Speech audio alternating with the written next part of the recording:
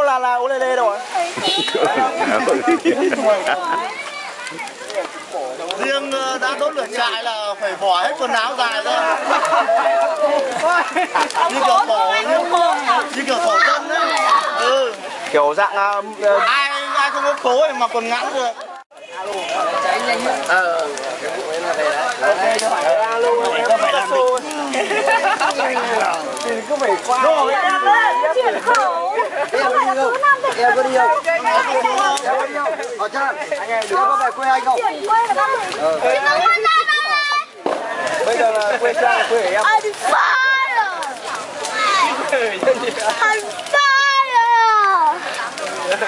Có điện rồi nhá. Có điện rồi, đổi nhạc lên là đi chạy vòng lên. Có rồi thì mọi người ra đây đã. Đổi nhạc lên đây. Làm gì?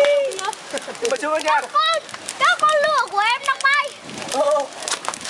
Anh ơi.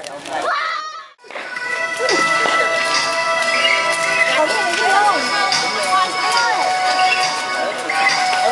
Chị Giang nó nhỉ?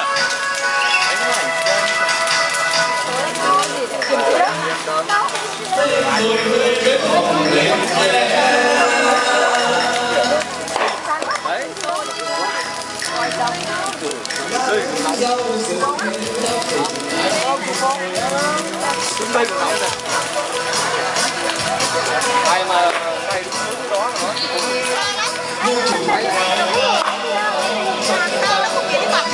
máy này nó máy của máy nó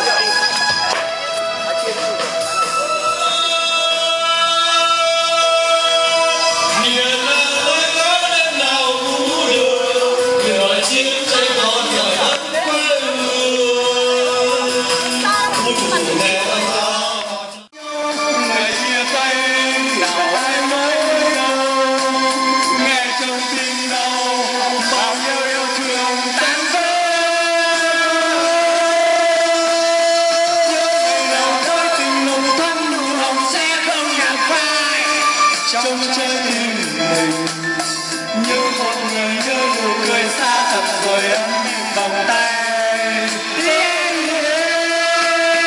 mất một lần ước thật nhiều nhớ thật nhiều phút ngây niềm ta bỗng nhiên không buồn mối tình này sâu cạn lời xa